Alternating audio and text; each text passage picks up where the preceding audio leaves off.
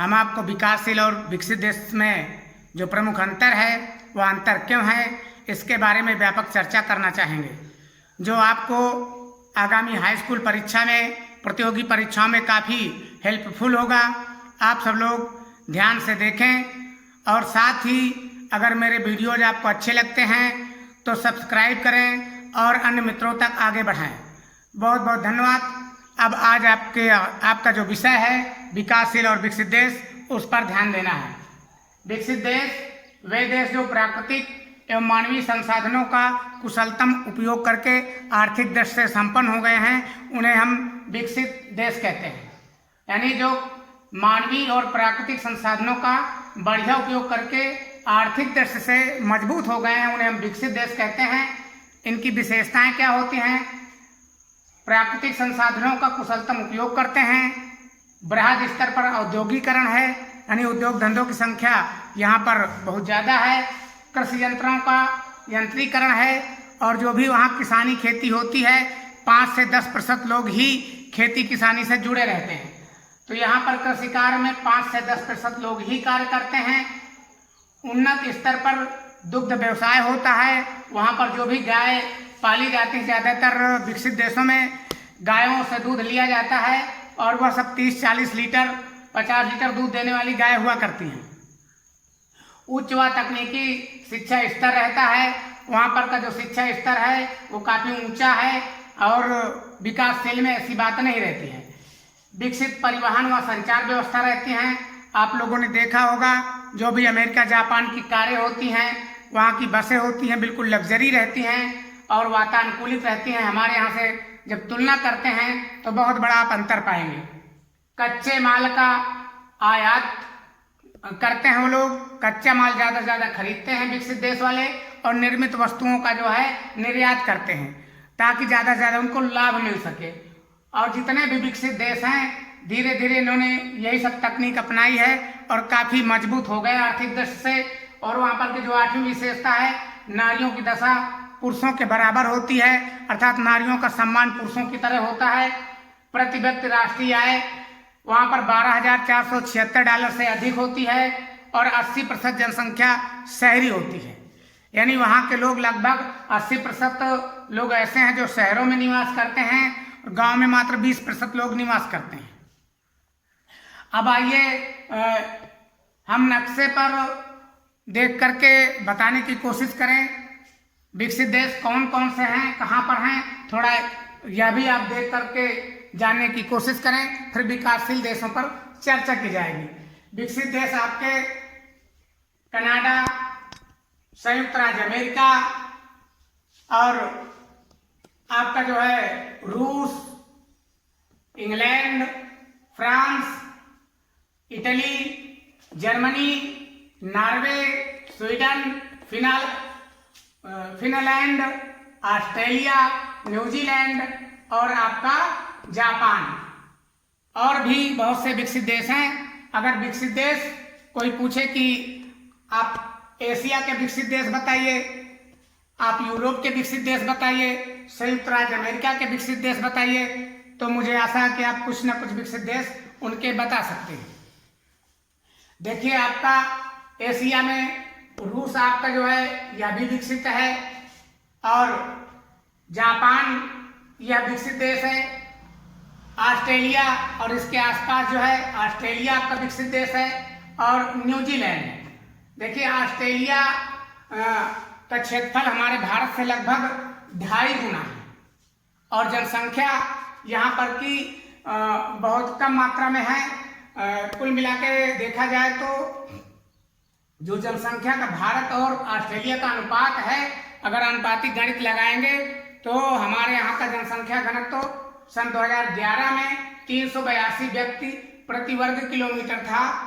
आज अगर अनुमान लगाया जाता है तो लगभग 450 व्यक्ति प्रति वर्ग किलोमीटर भारत की जनसंख्या होगी, जबकि 2019 के आंकड़े के अनुसार ऑस्ट्रेलिया की जनसंख्या घनत्व 4.2 व्यक्ति प्रति वर्ग किलोमीटर है, अर्थात 100 गुना हमारा जो है भारत जनसंख्या में ऑस्ट्रेलिया से आगे है।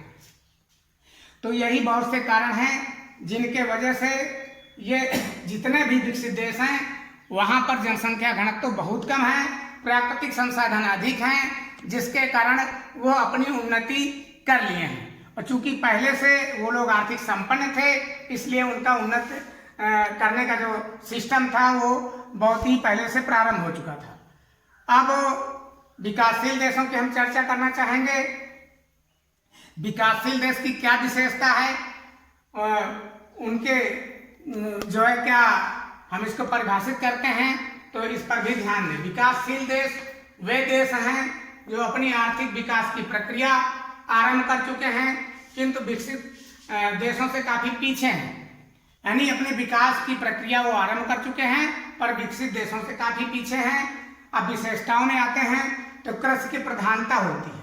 60% लोग 60-70% लोग कृषि कार्यों से जुड़े रहते हैं। यहाँ पर जो है जितने भी विकासशील देश हैं वहाँ पर 60-70% लोग कृषि कार्यों में जुड़े रहते हैं, जबकि विपरीत विकसित में जाएंगे तो 5 से 10% लोग कृषि कार्यों में जुड़े रहते हैं। अर्थात विकसित देशों में लगभग 70-80%, 90% लोग व्यवसाय से जुड़े रहते हैं। दूसरी बात, विकासशील देशों में अल्प विकसित संसाधन होते हैं, अविकसित उद्योग होते हैं, अविकसित परिवहन एवं संचार व्यवस्था होती है। आप देखते हैं हमारे भारत देश में तमाम डग्गामार बसें, डग्गामार गाड़ियां ऐसी चलती हैं कि जो विदेशों में आप एक भी आपको देखने को नहीं मिलेगी। गाड़ियों की आयु समाप्त हो जाती है तो भी गाड़ियों को रोड पर चलाया जाता है। हमारे यहाँ की रोडें भी उतनी अच्छी नहीं है जितनी कि विकसित देशों की हैं, और यही कारण है कि वहाँ की जो गाड़ियाँ हैं, लग्जरी गाड़ियाँ हैं, वो बहुत अच्छे रेट से और अच्छे ढंग से चलती है। कच्चे, यहाँ की अगली विशेषता पर हम चर्चा करेंगे। कच्चे माल का निर्यात करते हैं जो भी विकासशील देश होते हैं, और निर्मित वस्तुओं का जो है आयात करते हैं।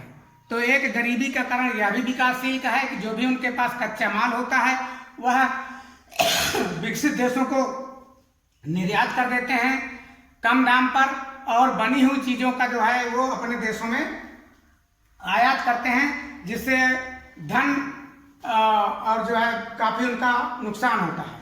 और हम आते हैं नारियों की दशा पर। तो नारियों की विकासशील देशों में हीन दशा होती है। पुरुषों के बराबर इनको कभी सम्मान नहीं दिया जाता। प्रति व्यक्ति निम्न आय होती है। 500 से $1800 के मध्य विकासशील देशों की आय मानी गई है। 70% जनसंख्या ग्रामीण में रहती है, मात्र 30% जनसंख्या जो है शहरी आबादी में या शहरों में रहती है। शिक्षा का स्तर निम्न होता है, तकनीकी शिक्षा का अभाव रहता है, और बृहद जनसंख्या घनत्व है। कोई भी विकासशील आप देश देख लीजिए, चाहे भारत हो, चीन हो, ईरान, इराक, बांग्लादेश, जो भी देश हैं आपके, ब्राजील, ये सभी देश ऐसे हैं। कुछ आपके अफ्रीका में भी विकासशील देश हैं। जो भी विकासशील देश हैं उनकी जनसंख्या बहुत ज़्यादा है। जैसे भारत की जनसंख्या तो खैर बहुत ज़्यादा है, 400 व्यक्ति प्रति वर्ग किलोमीटर जनसंख्या घनत्व आप मान लें 382 2011 के अनुसार था, तो 10 की वृद्धि काफ़ी हो गई होगी। तो अब वहाँ पर लगभग भारत में 450 व्यक्ति प्रति वर्ग किलोमीटर जनसंख्या घनत्व होगी। बांग्लादेश भी कुछ पीछे नहीं है, न पाकिस्तान पीछे है। चीन देखा जाए तो हमारे भारत से जनसंख्या घनत्व में पीछे है, क्योंकि इसका क्षेत्रफल काफी अधिक है। यह क्षेत्रफल में तो बहुत ज्यादा है, पर जनसंख्या में भारत से थोड़ा ही आगे है। जनसंख्या की दृष्टि में हमारा भारत बहुत आगे है, और प्राकृतिक संसाधनों की दृष्टिकोण में देखा जाए तो भारत में काफी कुछ प्राकृतिक संपदाएं, खनिज संपदाएं मिलती हैं। अब हमारा भारत विकासशील हो गया है, विकसित की ओर अग्रसर हुआ है, लेकिन विकसित नहीं हो पा रहा। उसके कई कारण हैं। उसका जो कारण है, सबसे बड़ा कारण है कि बृहद जनसंख्या घनत्व। हम अपनी आवश्यकताओं की पूर्ति करने में ही पूरी ऊर्जा लगा देते हैं, और हम वस्तुओं को इतना ज्यादा निर्मित नहीं कर पाते कि विश्व व्यापार में हम अपनी पहचान बना सकें। एक छोटा सा उदाहरण देना चाहूंगा। हमारा पड़ोसी देश चीन है। चीन से हमारे अभी समय संबंध मधुर नहीं है, लेकिन कभी मधुर संबंध थे। चीन के बहुत खिलौने, बहुत सी इलेक्ट्रॉनिक चीजें भारत के मार्केट में जो है भरी पड़ी थी और आज भी भरी पड़ी हैं। आप खिलौना बाजार भारत का जो काफी लोग उद्योग से जुड़े हुए थे वह बिल्कुल चौपट हो चुका है। चीन के खिलौने इतने अधिक मात्रा में बाजारों पर भरा पड़ा है कि उसके आगे हमारे भारतीय जो भी खिलौना व्यवसायी थे या कंपनी वाले थे उन्होंने अपना खिलौना बनाना ही बंद कर दिया। और दूसरी बात है, इलेक्ट्रॉनिक जो लाइटें हैं छोटी छोटी होती हैं, इलेक्ट्रॉनिक लड़ियाँ जो दीपावली के समय में लोग सजाते हैं अपने घरों पर, वह भी चाइनीज आइटम से हमारे देश की मार्केट में भरा पड़ा है। सरकारों को चाहिए कि ऐसे विदेशी आइटमों को भारत में आने से रोक लगाए और भारत के लोगों के लिए रोजगार सृजन करने की या उनको कंपनियों को बढ़ावा देने की जो है व्यवस्था की जाए, ताकि हमारा भारत भी अच्छे प्रोडक्ट दे सके और विकसित श्रेणी में जल्दी से आ सके। लेकिन सरकारें और कुछ ऐसे लोगों की नीतियां हैं जो दूसरे देशों का सामान आयात करते हैं और बना बनाया सामान, और उनसे जो है अपना टैक्स लेने में काफ़ी जो है इंटरेस्ट रखते हैं। इसके बजाय लोग यहाँ के बेरोजगार होते चले जा रहे हैं, दिनों दिन बेरोजगारी बढ़ती चली जा रही है। अभी हाल ही में 5 सितंबर को बेरोजगारी के खिलाफ हल्ला बोल भारत में हुआ था, जिसको कि आप सभी लोग जानते हैं, और यह बेरोजगारी का स्तर बढ़ता ही जाएगा जब तक कि सरकार इस पर कोई ठोस कदम नहीं उठाएगी। अब आइए हम देखते हैं, आपको विकासशील देश भी पता चल गए कि विकासशील देश कौन से हैं। कुछ गरीब देशों की भी हम आपसे जो है जानकारी कराना चाहेंगे। गरीब देश कौन से हैं? देखिए, आपका पड़ोसी मुल्क अफगानिस्तान भी गरीबी झेल रहा है, और ये मेडागास्कर या भी यहाँ जो है लगभग करीब 70% गरीब हैं। सेंट्रल अफ्रीकन जो आपका काफ़ी मात्रा में गरीबी झेल रहा है, क्या कहते हैं, लगभग 80% सेंट्रल अफ्रीका में गरीबी है। सेंट्रल अफ्रीकन गणराज्य है जो लगभग 80% जहाँ पर गरीबी है। और उत्तर कोरिया और दक्षिण कोरिया अगर देखेंगे तो यह दक्षिण कोरिया और यह उत्तर कोरिया है, यहाँ पर भी गरीबी है। लगभग 70% लोग उत्तर कोरिया के भी गरीब हैं। सोमालिया, ये आपका दक्षिण अफ्रीका में, सोमालिया को आप नक्शे पर देखेंगे तो ये सोमालिया है, और सोमालिया में लगभग 96-97% जो है गरीब लोग हैं। यह विश्व का सबसे ज़्यादा गरीब है और यहाँ पर की जनसंख्या लगभग 1.5 करोड़ है, जिसमें लगभग 30 लाख व्यक्ति भुखमरी से जूझते हैं।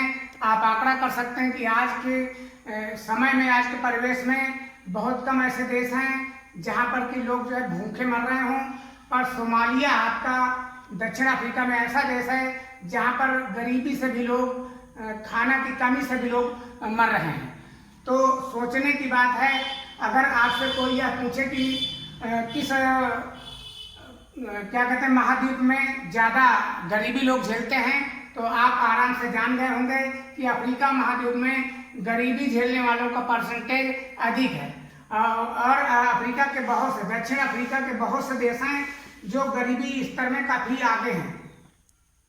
मोजाम्बिक, बोत्सवाना, अंगोला, तंजानिया, ये सब कोई संपन्न देशों में नहीं है। सभी देशों में गरीबी की मार काफ़ी है, और अफ्रीका देखा जाए तो आर्थिक दृष्टि से संपन्न नहीं है, बल्कि यह गरीबी ही झेल रहा है। इसके बाद में अब देखिए, एक प्रश्न आता है कि हम विकासशील देश गरीबियों से कैसे जो है आगे बढ़ सकते हैं, विकसित हो सकते हैं। कुछ तरीके यहाँ पर सुझाए गए हैं, उन पर चर्चा करना चाहूँगा। तीव्र जनसंख्या वृद्धि पर रोक लगाई जाए। पहला कारण तो यह है कि जो भी विकासशील देश हैं वो जनसंख्या बढ़ाने में बहुत आगे हैं, वो जनसंख्या वृद्धि पर रोक लगा दें। सरकारें कुछ कानून पारित करें, कुछ लोग जागरूक हों और जनसंख्या वृद्धि पर रोक लगाई जाए तो बहुत कुछ समस्या का समाधान हो सकता है। दूसरा, तकनीकी शिक्षा अनिवार्य किया जाए।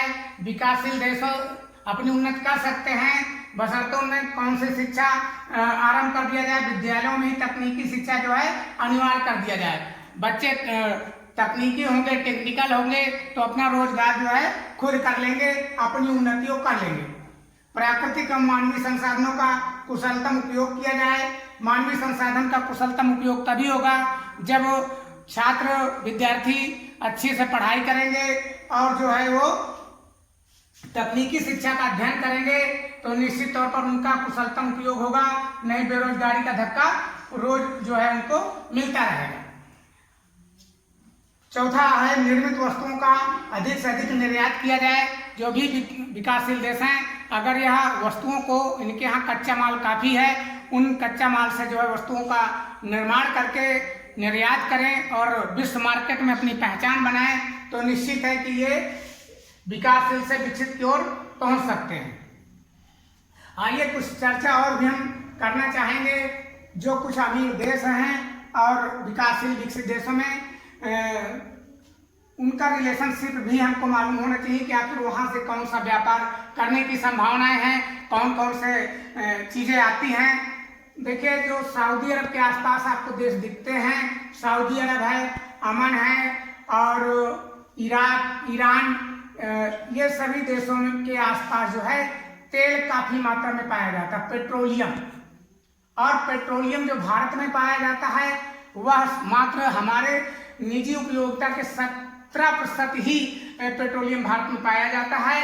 भारत में 17% पेट्रोलियम पाया जाता है, इसका मतलब 83% पेट्रोलियम हमें बाहर से खरीदना पड़ता है, जिससे हम कई देशों से पेट्रोलियम खरीदते हैं। सऊदी अरब से भी खरीदते हैं, ईरान, इराक से भी खरीदते हैं और वेनेजुएला से भी खरीदते हैं। देखिए, वेनेजुएला एक ऐसा है जहाँ पर कि तेल काफ़ी मात्रा में पाया जाता है और लगभग 96% यहाँ की आर्थिक व्यवस्था तेल पर निर्भर करती है।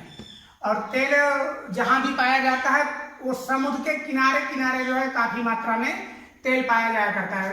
सऊदी अरब में भी आप अंदर साइड तेल तो कम देखेंगे, पर ये समुद्र के किनारे किनारे ही तेल काफ़ी मात्रा में पाया जाता है। और रूस में भी काफ़ी मात्रा में पेट्रोलियम पाया जाता है, क्योंकि रूस का क्षेत्रफल बहुत बड़ा है। तो सबसे बड़ा विश्व का अगर देश कोई पूछे तो भी आप बता सकते हैं कि रूस। एशिया का सबसे बड़ा देश रूस। इस तरीके से आप उत्तर भी दे सकते हैं नक्शा देख करके। और किन किन देशों में पेट्रोलियम पाया जाता है यह भी आपको बताया गया कि आप आराम से उत्तर दे सकते हैं। सऊदी अरब, ईरान, इराक और वेनेजुएला, रूस, ये तेल की मात्रा में, पेट्रोलियम की मात्रा में काफ़ी संपन्न है। संयुक्त राज्य अमेरिका भी काफ़ी संपन्न है। कनाडा में भी काफ़ी मात्रा में पेट्रोलियम पाया जाता है। और चूंकि हमारे देश से संयुक्त राज्य अमेरिका काफ़ी दूर है, पर जो पेट्रोलियम का सौदा भारत से हो रहा है, कुछ मात्राएं बढ़ रही हैं। और हमें तो ज़्यादातर अगर तेल, पेट्रोलियम नज़दीकी देश से मिल जाए तो हमारा परिवहन खर्च भी बचेगा और हम यहाँ से उनको खाद्यान्न मुहैया कराएं, वो हमें जो है तेल मुहैया कराएं। मसाला, फल, ये चीज़ें हम भारत से जो है अपने पड़ोसी देशों में निर्यात करें और यहाँ से जो है पेट्रोलियम, इस तरीके से हमारा व्यवसाय भी बना रहता है। ऑस्ट्रेलिया की बात करें तो राजधानी इसकी कैनबरा है और यहाँ पर जो है जनसंख्या घनत्व बहुत कम है। 4 व्यक्ति 4.2 व्यक्ति प्रति वर्ग किलोमीटर आपको बताया गया। यहाँ के लोगों का मुख्य व्यवसाय क्या है? यहाँ के लोग भेड़ पालते हैं और उन्नत किस्म का ऊन बनाते हैं। उस ऊन से बनी चीजें और ऊन का निर्यात भी करते हैं। तो इस तरीके से आप कुछ ना कुछ इसके बारे में जानकारी पा गए होंगे। अब आपका एक न्यूजीलैंड दिखता है। देखिए, न्यूजीलैंड, ये उत्तरी न्यूजीलैंड और दक्षिणी न्यूजीलैंड। थोड़ी सी जानकारी देना चाहूँगा कि उत्तरी और दक्षिणी न्यूजीलैंड में देखा जाए तो दक्षिणी न्यूजीलैंड का क्षेत्रफल अधिक है उत्तरी के अपेक्षा, लेकिन उत्तरी न्यूजीलैंड में 3/4 व्यक्ति निवास करते हैं, 3/4, और दक्षिणी में 1/4। अब प्रश्न उठता है कि दक्षिणी न्यूजीलैंड में 1/4 व्यक्ति क्यों निवास करते हैं?